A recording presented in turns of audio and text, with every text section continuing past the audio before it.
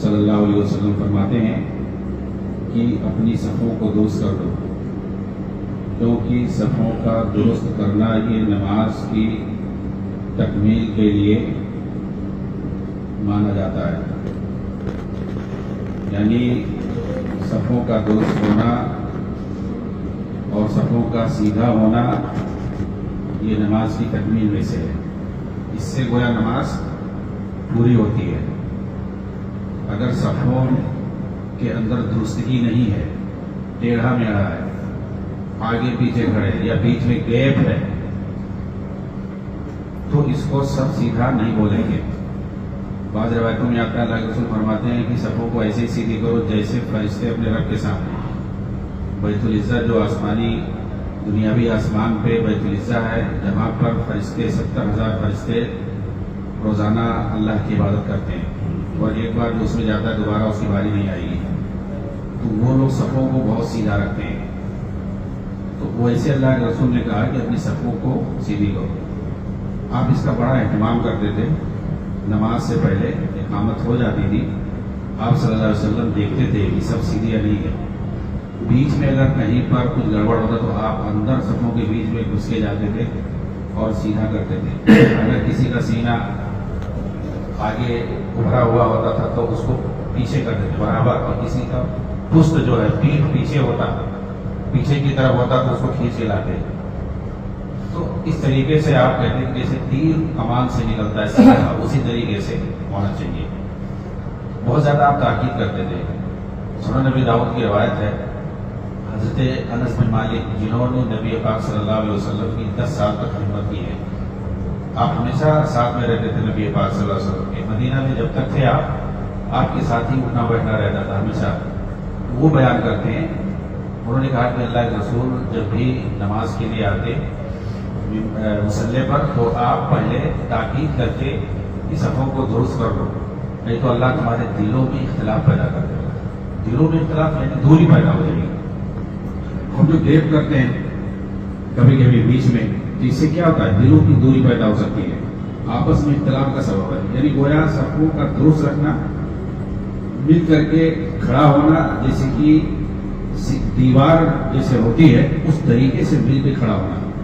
اس سے کیا ہوگا؟ آپس میں یہ اتحاد پیدا ہوتا ہے، محبت پیدا ہوتی ہے۔ جب بدن ملے گا تو دل بھی ملے گا۔ تو یہ ایک ذریعہ ہے اتحاد کا۔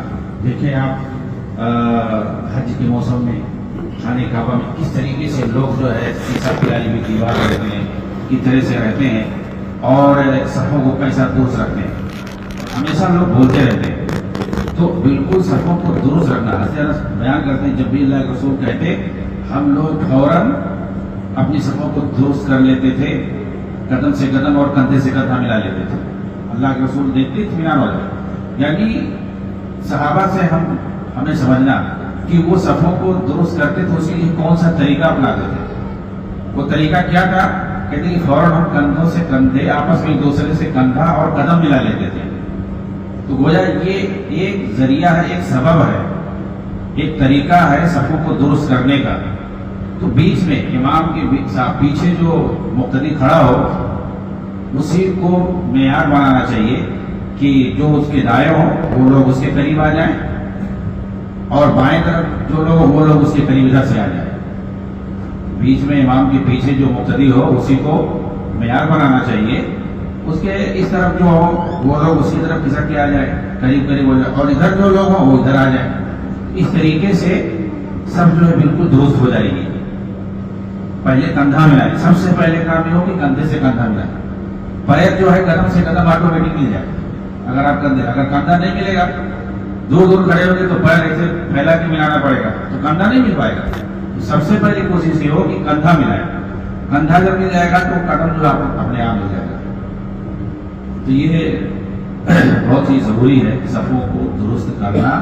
اس سے آپس میں اتحاد پیدا ہوتا ہے، دلوں کے اندر اتحاد پیدا ہوتا ہے، تعلیم قلب ہوتا ہے، اور اس سے جو ہے نماز بھی مکمل ہوتی ہے، جیسا کہ صحیح حدیث ہے۔ اور کیسے ہمیں صفوں کو درست کرنا ہے؟ صحابہ جیسے کرتے تھے، نبی صلی اللہ علیہ وسلم دیکھ کر کے ان کو اطمینان ہو جاتا تھا کہ ہاں سب درست ہو گئی ہے، قدم سے قدم اور کندھے سے کندھا وہ لوگ ملا کے کھڑے ہوتے تھے نماز کی طرف اندر۔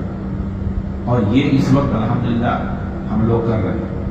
یہ یہاں پہ اس طرح کی مسجدوں میں، اہل حدیثوں کی مسجدوں میں یہ طریقہ اپنایا جاتا ہے. نبی پاک صلی اللہ علیہ وسلم کے زمانے میں جیسے لوگ صفوں کو درست کرتے تھے صحابہ کرام، اسی طریقے سے ہمیں بھی کرنا چاہیے، اور الحمدللہ ہوتا ہے. اگر کمی ہو تو اس کو دور کر لیں.